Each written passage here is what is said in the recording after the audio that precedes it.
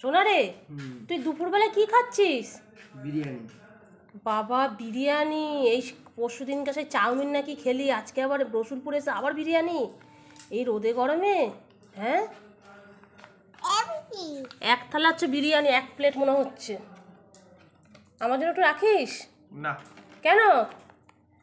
তা বুনুকে একটু দে। এই যে বুনু বসে আছে খাবে বলে, এই দেখো পা মেলে বসে আছে আমার সোনামাটা খাবে বলে। 1 প্লেটে তাহলে 2টো চিকেন কোথায় রে? 1 প্লেটে একটারই 2টো সমান। ও লেগ পিস দিয়েছে বলে তোকে একটা চিকেন দিয়েছে? বাহ, কি ব্যবসা! বাহ, ভালো দেখেছিস, এটাকেই বলে বুদ্ধিমানের ব্যবসা। ভালো খেতে বিরিয়ানিটা। দুপুরবেলায় বিরিয়ানি খাচ্ছে, আবার ওটার মধ্যে কি আরেকটা আলু দিয়েছে আমাকে। এটা আবার আলাদা একটা আলু দিয়েছে?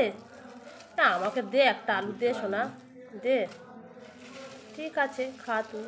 এরপর আমি শসা পেঁয়াজ নিয়ে নিলাম, তুই যদি খেতে হয় খা, আমি রাখতে পারবো না। বিরিয়ানি নিয়ে বসছে 1 থালা। ওরে বাবা, 1 থালা বিরিয়ানি খাচ্ছে।